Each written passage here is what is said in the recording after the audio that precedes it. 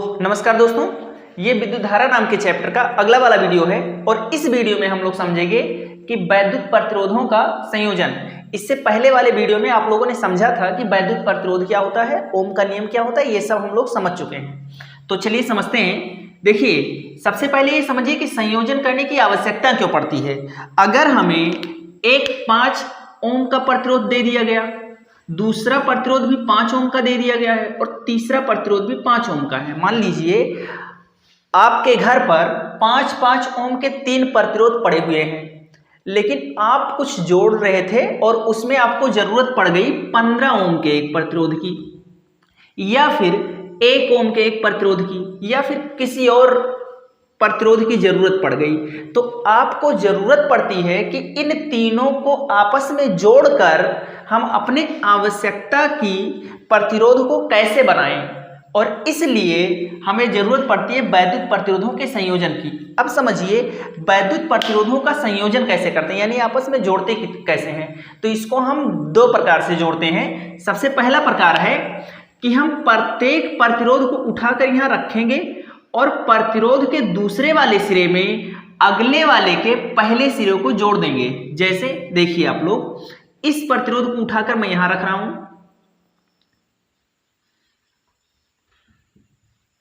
ये बी।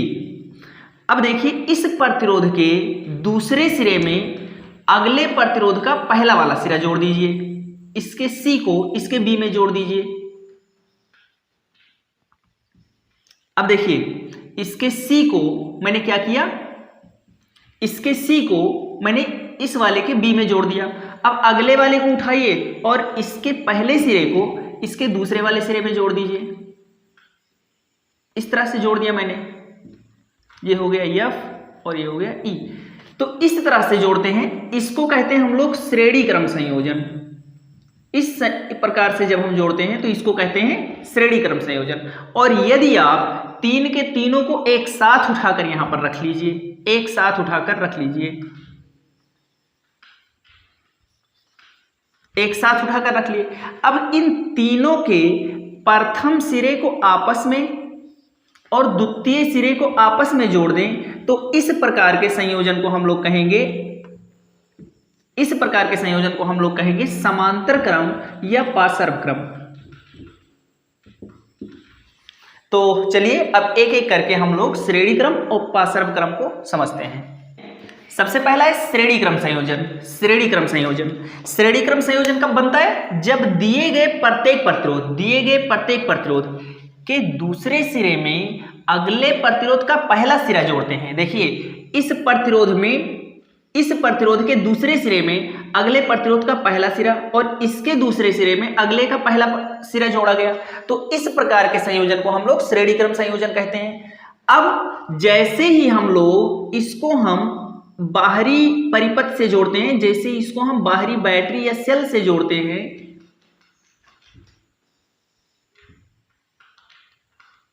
तो सेल से जोड़ते ही यहां पर बनेगा प्लस और यहां पर जुड़ेगा माइनस, और प्लस से विद्युत धारा प्रवाहित होना शुरू होगी।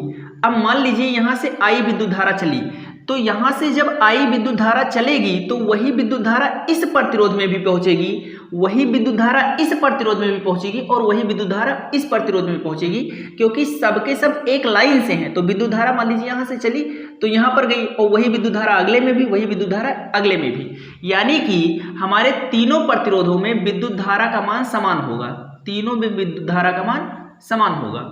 और प्रतिरोधक तार तो अलग अलग हैं ही। मान लीजिए इसका प्रतिरोध है R1, इसका प्रतिरोध है R2 और इसका प्रतिरोध है R3, यानी R1 ओम का ये है, ये R2 ओम का, ये R3 ओम का, और मैंने तीनों को श्रेणी क्रम में जोड़ रखा है। देखिए श्रेणी क्रम में होता क्या है, सारे प्रतिरोध अलग अलग बिंदुओं के बीच में हैं। जैसे पहला प्रतिरोध है ये बी के बीच में, दूसरा प्रतिरोध है बी सी के बीच में, और तीसरा प्रतिरोध है सी और डी के बीच में। तो अलग अलग बिंदुओं के बीच में अगर हमारे प्रतिरोधक तार जुड़े हैं तो समझ जाइए कि वो श्रेणी क्रम में होगा। तो देखते हैं। और श्रेणी क्रम में एक चीज जो निकल कर आया वो है कि विद्युत धारा प्रत्येक प्रतिरोध में समान है। अब चलिए देखते हैं विभवांतर। अब सोचिए विभवांतर क्या होता है। V बराबर होता है W/Q, यानी कि आवेश को प्रवाहित करवाने में किया गया कार्य। अब सोचिए आप कि अगर हम यहां से आवेश को यहां तक पहुंचाएं तो कुछ और कार्य होगा, लेकिन अगर आप आवेश को यहां से यहां तक पहुंचाते हैं तो कुछ और काम होगा, और अगर यहां तक पहुंचाते हैं तो कुछ और काम होगा, यानी कि कार्य अलग अलग होगा, इसलिए विभवांतर अलग अलग होगा। यानी इसमें विभवांतर कुछ और होगा तो V1 मान लेते हैं, इसमें क्या होगा V2 होगा, और इसमें क्या होगा V3। यानी कि श्रेणी क्रम संयोजन में विद्युत धारा प्रत्येक जगह समान और विभवांतर प्रत्येक जगह अलग अलग होता है। तो ये सबसे मुख्य पॉइंट है, इसको मैं लिखता हूं। देखिए मैंने लिख दिया है, श्रेणी क्रम संयोजन में विद्युत धारा प्रत्येक जगह समान होता है और विभवांतर भिन्न भिन्न होता है। इस बात को दिमाग में फिट कर लीजिए। देखिए अगर अलग अलग बिंदुओं के बीच में प्रतिरोध लगे हैं, जैसे देखिए पहला प्रतिरोध AB के बीच में, दूसरा BC के बीच में, तीसरा CD के बीच में, आपके सामने कभी भी कोई परिपथ बना हो, अगर उसमें दिए गए प्रतिरोध अलग अलग बिंदुओं के बीच में है तो समझ जाइए कि वो श्रेणी क्रम में है, और श्रेणी क्रम में होते ही उसमें प्रत्येक जगह पर विद्युत धारा समान बहेगा और विभवांतर प्रत्येक में अलग अलग होगा। अब इतने बात को समझने के बाद चलिए हम लोग इसमें लगाते हैं ओम का नियम। तो लिखते हैं ओम के नियम से, ओम के नियम से। और ओम के नियम से आप लोग जानते हैं, ओम का नियम कहता है V बराबर होता है IR। अब देखिए अगर V बराबर IR होता है तो इससे अगर हम निकालें V1 का मान, अगर हम निकालें V1 का मान, तो V1 बराबर क्या होगा, V1 बराबर होगा I इंटू R1। और ऐसे निकालें V2 का मान, V2 का मान अगर हम ओम के नियम से निकालना चाहें इस V2 का मान, तो V2 का मान क्या होगा, V2 बराबर होगा I into R2, I into R2। ऐसे V3 बराबर क्या होगा, V3 बराबर होगा I into R3, I into R3। अब क्या करेंगे, इन तीनों को मान लेते हैं समीकरण 1 2 3। इसको मान लेते हैं समीकरण 1, इसको मान लेते हैं समीकरण 2, इसको मान लेते हैं समीकरण 3। अब लिखते हैं समीकरण 1 प्लस समीकरण 2 प्लस समीकरण 3। तीनों को जोड़े क्यों, क्योंकि तीनों आपस में जुड़े हैं। अब सोचिए अगर हम V1 plus V2 plus V3 कर दें, यानी तीनों V1 V2 V3 को जोड़ दें, तो V1 plus V2 plus V3 को जोड़ देंगे, तो मान लेते हैं कि ये तीनों जोड़ने पर जो आएगा वो विभवांतर ही तो होगा, क्योंकि विभवांतरों को जोड़ेंगे तो विभवांतर ही आएगा, और जो विभवांतर आएगा इसको हम लोग कहेंगे तुल्य विभवांतर, तुल्य विभव। अब इसमें मान रख देते हैं हम लोग, या इसे मत लिखिए, लिख देते हैं 1 समीकरण 2 और 3 से, और 3 से। अब समीकरण 1 2 3 से इनका मान रखिए, तो V का मान, V की जगह पर क्या लिख सकते हैं, तो V की जगह पर लिख सकते हैं IR, V की जगह पर लिख सकते हैं IR बराबर V1 की जगह पर, तो V1 की जगह पर, V1 की जगह पर क्या लिख सकते हैं IR1, तो V1 की जगह पर लिख देंगे IR1 plus IR2 plus IR3। अब देखते हैं आप, इधर तो IR को ऐसे रहने दीजिए बराबर, इसमें देखिए I इसमें भी है, I इसमें भी, I इसमें भी, तो I तीनों जगह से कॉमन ले लीजिए क्योंकि तीनों जगह है, तो हो जाएगा यहाँ से I निकल जाएगा तो क्या बचेगा R1 प्लस यहाँ से I निकला तो बचा R2 प्लस R3।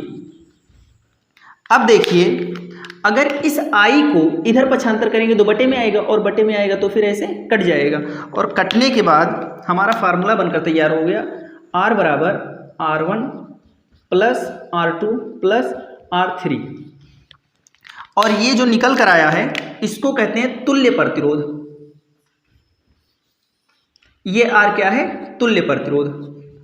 मतलब कि देखिए मान लीजिए R1 है 5 ओम का, R2 है 5 ओम का, और R3 है 5 ओम का, और तीनों को मैंने जब श्रेणी क्रम में जोड़ दिया और पूछ लिया गया कि इन तीनों का मिला जुला प्रतिरोध कितना होगा। ये अकेले होता तो 5 ओम की तरह काम करता, ये अकेले होता 5 ओम, ये भी अकेले होता तो 5 ओम की तरह काम करता। लेकिन जब इसे श्रेणी क्रम में जोड़ दिया गया तो इन तीनों का मिला जुला प्रतिरोध क्या होगा। तो R1 की जगह पर आप 5 लिखिए, R2 की जगह 5 लिखिए, इसकी जगह पर 5 लिखिए, 5 + 5 + 5, यानी ये तीनों का मिला जुला मान क्या हो जाएगा, 5 + 5 + 5, यानी कि 15 ओम की तरह ये तार काम कर रहा है। यानी तुल्य प्रतिरोध निकालना हम लोग सीख गए। अब समझिए, इसमें देखिए एक बात जो मोस्ट इंपॉर्टेंट है, इसमें प्रत्येक स्थान पर विद्युत धारा समान होता है। इसीलिए विद्युत धारा को अगर नापना है किसी परिपथ में तो अमीटर को हमेशा श्रेणी क्रम में लगाते हैं। श्रेणी क्रम में इसलिए लगाते हैं क्योंकि श्रेणी क्रम में हर जगह विद्युत धारा समान होता है। तो अमीटर को हमेशा परिपथ में किस क्रम में लगाते हैं, श्रेणी क्रम में। और उसका कारण यह है कि श्रेणी क्रम में हर जगह विद्युत धारा का मान समान होता है। तो मैं इस पॉइंट को भी यहां पर लिख रहा हूं। तो नंबर 2 मोस्ट इंपॉर्टेंट पॉइंट क्या है, अमीटर को सदैव श्रेणी क्रम में लगाते हैं क्योंकि श्रेणी क्रम में विद्युत धारा प्रत्येक जगह समान होता है। दूसरा चीज, श्रेणी क्रम में कोई व्यवस्था बताइए तो उसका एग्जाम्पल है कि सजावट के लिए जो झालर आते हैं उसको हम श्रेणी क्रम में संयोजित देखते हैं। जो घरों की वायरिंग होती है वो श्रेणी क्रम में नहीं की जाती क्योंकि श्रेणी क्रम के कुछ दोष हैं। अगर इसमें कहीं एक जगह परिपथ भंग हो जाता है तो पूरा परिपथ बंद पड़ जाता है।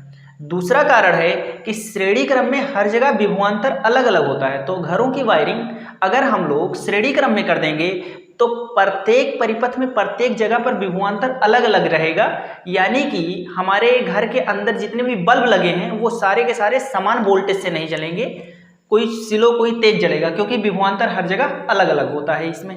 तो चलिए स्क्रीनशॉट लीजिए आप लोग। देखिए, अगर आपको 3 प्रतिरोध दे दिया गया है और तीनों के एक सिरे, प्रथम सिरे आपस में जोड़ दिए जाएं, 3 के तीनों के पहले सिरे आपस में जोड़ दिए जाएं और दूसरे सिरे आपस में जोड़ दिए जाएं, यानी कि 3 के तीनों प्रतिरोध केवल 2 बिंदुओं के बीच में हो, ये और बी के बीच में हो। जब 2 बिंदुओं के बीच में ही जितने प्रतिरोध लगे होते हैं तो उसे कहते हैं कि ये समांतर क्रम में लगे हैं, यानी 2 बिंदुओं के बीच में ही सारे प्रतिरोध हों तो कहेंगे कि समांतर क्रम है। और अगर प्रतिरोधक तार अलग अलग बिंदुओं के बीच में है तो कहेंगे श्रेणी क्रम संयोजन है। तो चलिए, ये और बी के बीच में देखिए 3 के तीनों हैं तो हम लोग कह लेंगे कि ये क्या है, समांतर क्रम है या पार्श्व क्रम इसी को कहते हैं। तो चलिए, अब इसको जैसे ही हम बाह्य परिपथ से जोड़ेंगे, बैटरी या सेल से जोड़ेंगे, क्या हुआ, यहाँ पर प्लस हुआ, यहाँ पर माइनस, और यहाँ से विद्युत धारा चला। अब मान लीजिए यहाँ से I विद्युत धारा चला तो I विद्युत धारा जाएगा तो जैसे ही यहाँ पर पहुंचेगा तैसे इसे 3 रास्ते दिखेंगे और 3 रास्ते दिखेंगे तो ये विद्युत धारा 3 हिस्से में बंटकर किसी में जाएगा I1 तो किसी में I2 तो किसी में I3, और प्रतिरोध तीनों का अलग अलग है ही, R1 है, R2 है, R3 है, ये सेम भी हो सकते हैं। अब चलिए विभवांतर की बात करते हैं। तो विभवांतर क्या होगा, तो आवेश को यहां से उठाकर अगर यहां तक पहुंचाएं तब भी उतने काम होगा, यहां तक पहुंचाएंगे तब भी उतना ही काम होगा, और यहां तक पहुंचाएंगे तब भी उतना ही काम होगा। इसलिए तीनों में विभवांतर क्या होगा, सेम होगा। तो ध्यान में रखना है, समांतर क्रम में विभवांतर हर जगह समान होता है, इसीलिए विभवांतर नापने के लिए वोल्ट मीटर को समांतर क्रम में लगाया जाता है। विभवांतर समांतर क्रम में प्रत्येक जगह समान होता है, अतः वोल्ट मीटर को समांतर क्रम में लगाते हैं। हमेशा वोल्ट मीटर को समांतर क्रम और अमीटर को श्रेणी क्रम में लगाते हैं। घरों की वायरिंग समांतर क्रम में की जाती है, जो घरों की वायरिंग की जाती है वो समांतर क्रम में होती है। तो इसको देखते हैं हम लोग इसमें लगाते हैं ओम का नियम, और ओम के नियम से आप लोग जानते हैं I बराबर होता है V/R। मैं इसका अध्ययन I के अकॉर्डिंग करूंगा, क्यों, क्योंकि R का तो हमें फार्मूला ही बनाना है, विभवांतर तो हर जगह सेम टू सेम है, तो इसलिए हम लोग I के अकॉर्डिंग अध्ययन कर लेते हैं। तो I बराबर होता है V/R, और अगर इससे हम लोग देखें तो I1 बराबर क्या होगा, तो I1 बराबर हो जाएगा V/R1, V/R1। ऐसे ही I2 बराबर होगा V/R2, I2 बराबर क्या आएगा, V/R2। ऐसे I3 बराबर क्या आएगा, V/R3। अब सोचिए इन तीनों विद्युत धाराओं को जोड़ दें, यानी कि संयोजन से, यानी संयोजन करने से यह तुल्य धारा हम लोग निकालें, क्योंकि इसमें अलग अलग धाराएं बह रही हैं, तो इनका तुल्य धारा निकालें। तो तुल्य धारा कैसे निकलेगा, तो तीनों को जोड़ देंगे, यानी I1 plus I2 plus I3 करेंगे, और तीनों विद्युत धारा है तो तीनों विद्युत धारा जोड़ने पर भी तो विद्युत धारा ही आएगा। अब चलिए इसका मान हम लोग इसे समीकरण 1 2 3 मान लेते हैं।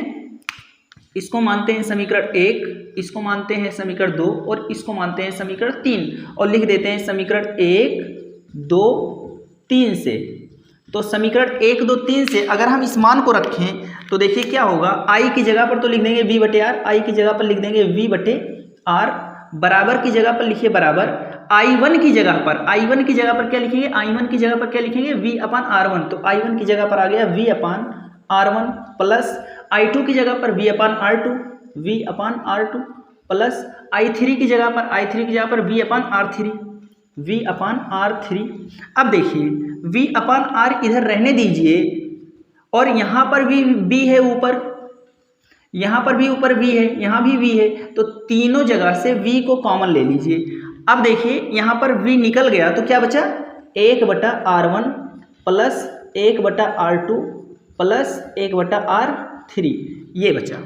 और फिर इस V से ये वाला V कट जाएगा, और जब ये कट जाएगा तो बचेगा 1/R बराबर 1/R1 plus 1/R2 plus 1/R3, और यही हमारा समांतर क्रम का सूत्र है। तो चलिए आप लोग स्क्रीनशॉट लीजिए।